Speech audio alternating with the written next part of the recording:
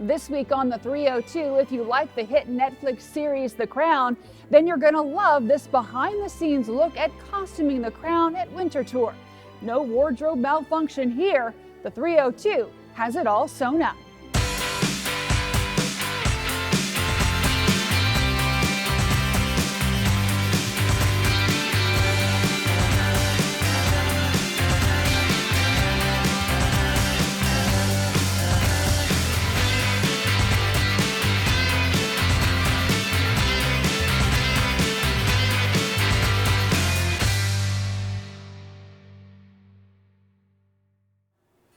Whether you're a Netflix subscriber or just a history buff, chances are pretty good you've seen the Emmy Award-winning series, The Crown.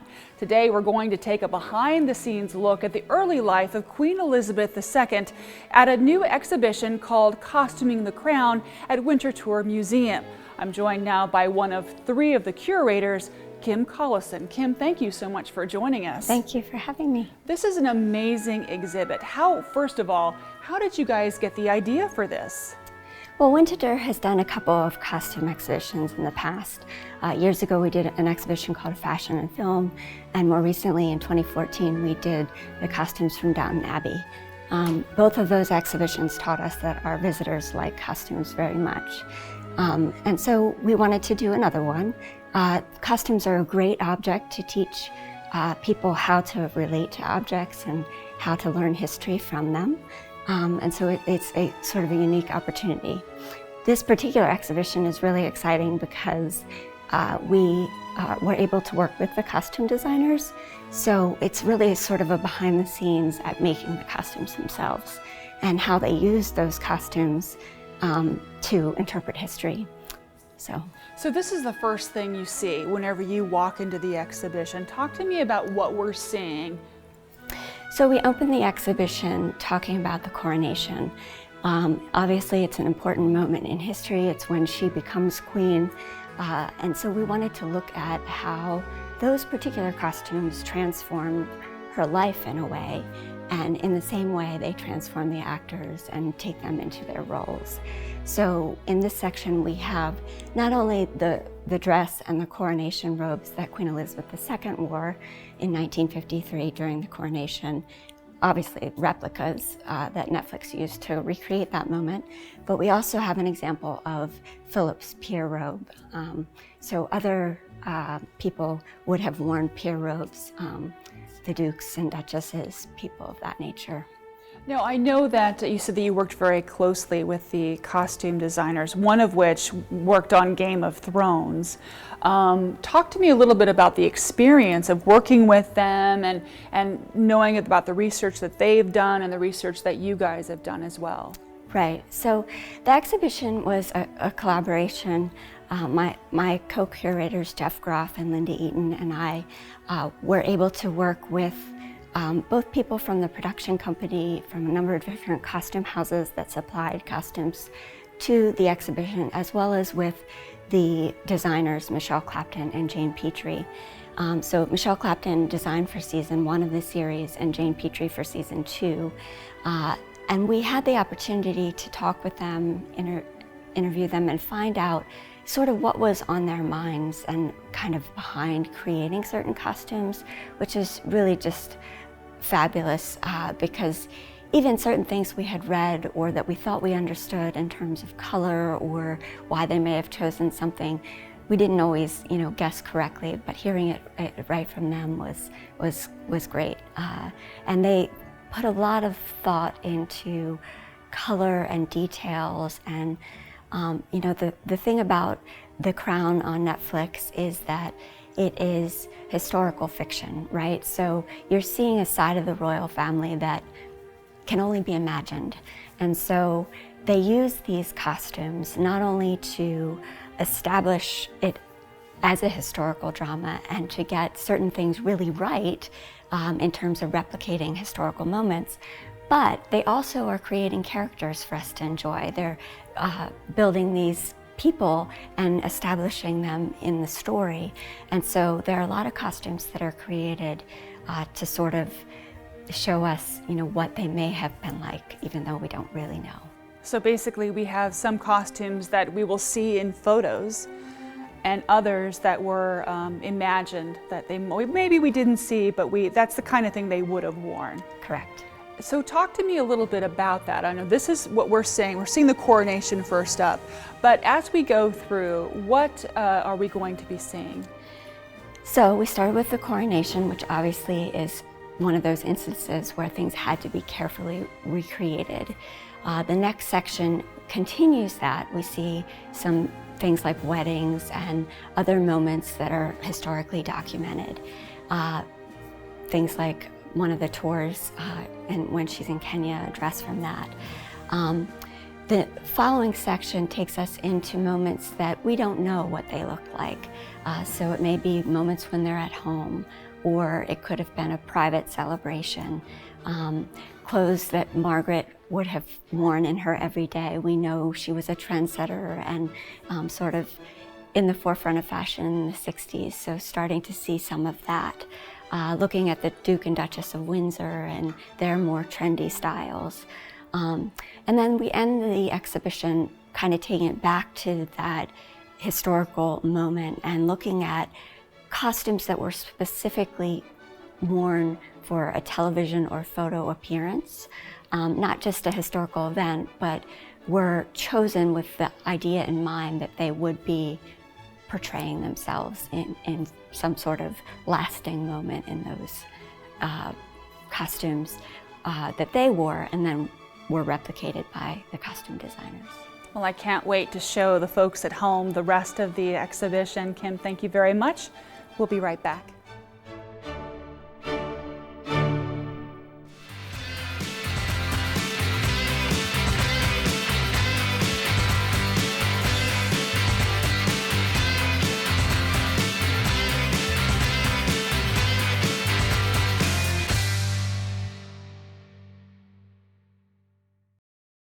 I'm Kelly from Stitch House Brewery on Market Street, and we love the 302. Welcome back. We are in part 2, also known as Dressing the Part, and I'm joined by another curator, Jeff Groff. Jeff, thank you very much for joining us. Talk to me a little bit about what dressing the part means. Well, what we wanted to do is look at the costumes that they had to replicate very carefully. The costume designers said if they got it right with the wedding dresses, the military uniforms, they'd create enough trust that viewers, when they looked at creating character and the private moments, would find that all very believable too.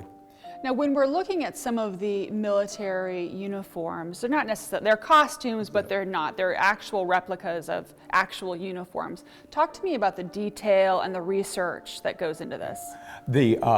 They had an advisor, they called their sort of secret weapon, who had been part of the royal household, who knew every detail of the orders, the insignia, what the military uniforms should look like. Because they knew if they got that wrong, there was likely to be many people in the audience who would go, they have the ribbons in the wrong order. They were also fortunate, there's a company that we got these uniforms from called Angels, which dates to the 1840s, which did costumes for theater and movies later and TV, and they have over 1 million costumes. So they're the real source for the military uniforms, but just drawers and drawers of insignias of the Order of the Garter, Order of the Thistle, all the things that you need to put together an exacting uniform. Now, whenever we're talking about the Royal Navy, that's one thing, but there are also costumes of other people in high places. For instance, whenever the Queen goes to Kenya, she greets a chief, and he has a crown on it, and Philip says, "Oh, that's a great hat," and she says, "Oh, that's not a hat, that's a crown." Talk to me about getting something like that accurate. Yeah, and that's so important because they were trying to be very aware of all the nuances of status. If you think about in Britain, they're so careful in terms of every detail because people recognize it. They understand the code almost. It's the same thing in Kenya, and there were 6 or 7 chiefs of the different tribes that made up Kenya who are part of that scene. One of them, the Maasai chief, and he's the one who wears this elaborate feathered crown. And that is carrying the story along wonderfully. Philip says, "Nice hat," essentially, and the Queen corrects him, saying it's a crown, so Philip will understand the status of the man he's just met. Now, I know that one of the big draws is going to be the wedding dresses. Oh, yes. Queen Elizabeth's wedding dress and Margaret's. Can you talk to me a little bit first about Elizabeth's wedding dress and the significance? Yeah. So Elizabeth's wedding dress for her wedding in 1947 was a very elaborate one created by the designer Norman Hartnell, who did so many of the dresses for the royal family. And it has very elaborate embroidery and beadwork on it. And so this was another one where Michelle Clapton, who did that dress in season, wanted all the details right. So there were 6 embroiderers who spent 7 weeks doing the embroidery on it, particularly paying attention to the bodice, because that would be most seen in terms of being on camera. So doing that all right. What we also heard was that it was very heavy and it was very warm when they were filming. So Claire Foy really was a trooper, is how they explained it, to do so many takes for that. And Margaret's wedding dress? Margaret's wedding dress, it's interesting. Same designer, over a dozen years later, and so different in style, much more simple. And the interesting thing is, in some ways, Meghan Markle's dress reminds us more of Princess Margaret's, very sort of clean in lines. But Meghan Markle wanted to sort of pay homage to Queen Elizabeth, so on her veil, it's kind of copying the flowers of the Commonwealth, just like Queen Elizabeth's coronation gown had all the different symbols of the Commonwealth. So this really nice connection. Sure, all 3 gowns were just stunning, and everyone was just fascinated by what the royal women wear for their weddings and everything. And whenever you come in, I noticed that you have pictures of the actual event and then of the recreation from the series. Talk to me a little bit about that. Yeah, we really wanted people to have this point of reference because, as we've been saying, this is a window into history, drawing in and looking at how the costume designers and the set designers so carefully recreated things. So we wanted people to be able to look at the real Elizabeth, the real Margaret, and then look right over next to it to see how it was portrayed in the film. And it's very clear how successful they were that way. We also have a video in a little theater here of the coronation, the Crown's version of the coronation, mixed in with film clips from the actual coronation to show how that was all woven together. So there's just so much to see here as far as the exhibit, but we haven't shown everyone everything. Thank you, Jeff, very much for joining us, and we'll be right back. You're welcome.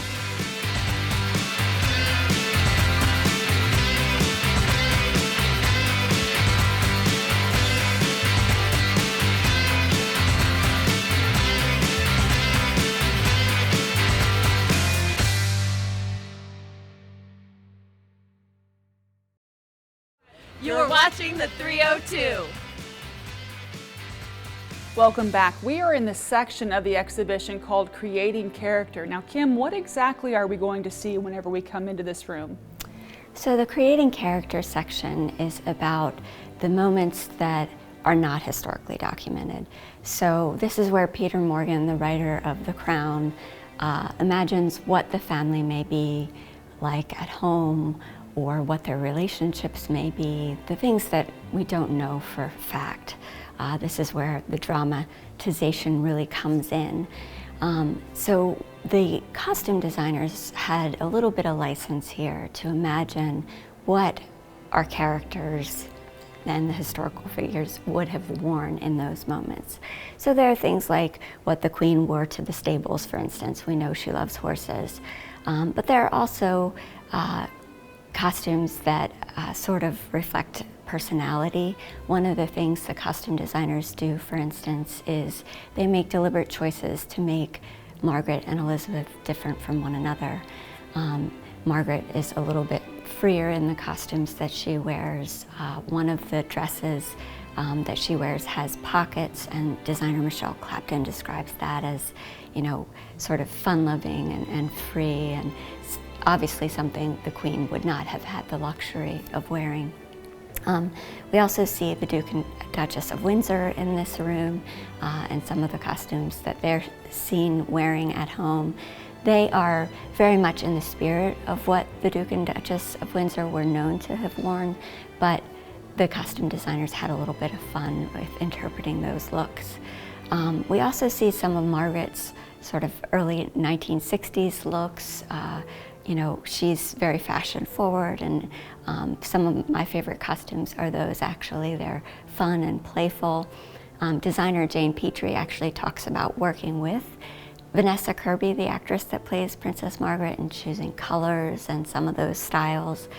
One of the costumes is one that she wears at home when the decorators come to do their apartment, and she has her in a shirt with a matching scarf, and she describes how she was sort of playing as if she had a role in this decoration, where really she's not doing anything with her hands. She's just present. So there are a lot of fun things here. We also see how the designers establish the Queen in her role with the prime ministers in this room. Sort of those moments at home where the prime minister comes for an audience with her. Early on in season 1, Michelle Clapton sets that up by creating what she calls a uniform for the Queen. So she has very similar suits that she wears, or dresses that she wears throughout that season. And it's sort of a way of kind of establishing this very young Queen in this important role that she has. In the season 2 of the show, we see that relaxed a bit. She still wears those suits. Jane Petrie creates some of those as well. But there are moments when she's with the Prime Minister that are a little bit more relaxed, and we see her sometimes in a skirt and a sweater and a blouse, which she often wears at home, always with her pearls. But her signature pearls, yes. Of course. Now, I know that there are a couple of gowns. The teal gown in the back was used twice. Usually, that's not usually done. That isn't usually done. There, actually, interestingly, there are 2 costumes in this room that were used twice.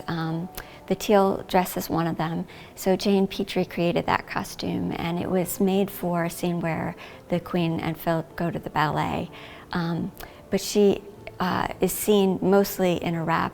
You only see the strap of the dress, and it's this beautifully embroidered dress that Jane and her team made. So she was disappointed that that's all that you got to see. So when the opportunity presented itself to have a dress of that nature for the anniversary, it was Philip and Elizabeth's 10th anniversary, she had her wear that dress again, in which you get to see it in its full glory. It's really beautiful, and it's also on the poster. Yes, and then the other dress that was worn twice is actually a dress that is Margaret wears, and it is one that, you know, it's obvious, it's actually hard to tell that she wears it in 2 occasions, but she wears it once when she's singing with her father, and she wears it a second time when she goes and meets with Peter Townsend. That's a very touching scene. I remember that very clearly. Yes, and so, you know, she wears this dress in 2 instances with the men that she really loved, and I think that Michelle Clapton really liked the dress for that reason. So they were really able, the designers, to make the costumes almost like a character in and of themselves. Yeah, and they certainly help to build character, and that's one of the things that I really enjoyed learning about when we were preparing this exhibition, is the ways in which they really thought about how these costumes help to tell the story. Mm-hmm. And I just found that fascinating.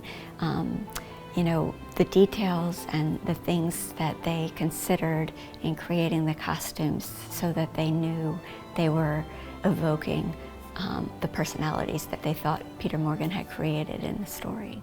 That certainly comes out. It's a very, very beautifully designed exhibition. Kim, thank you very much for joining us. We'll be right back.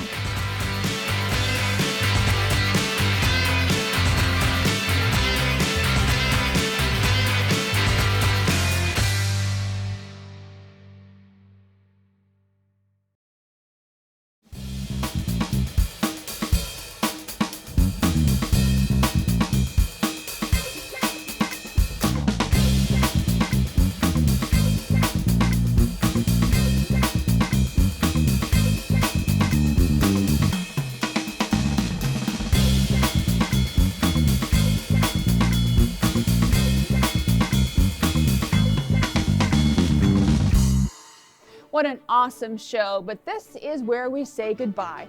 For more information on all of the exhibits here at Winterthur, visit winterthur.org. We leave you now with some beautiful crimson and gold foliage. Until next time, we'll see you on the 302.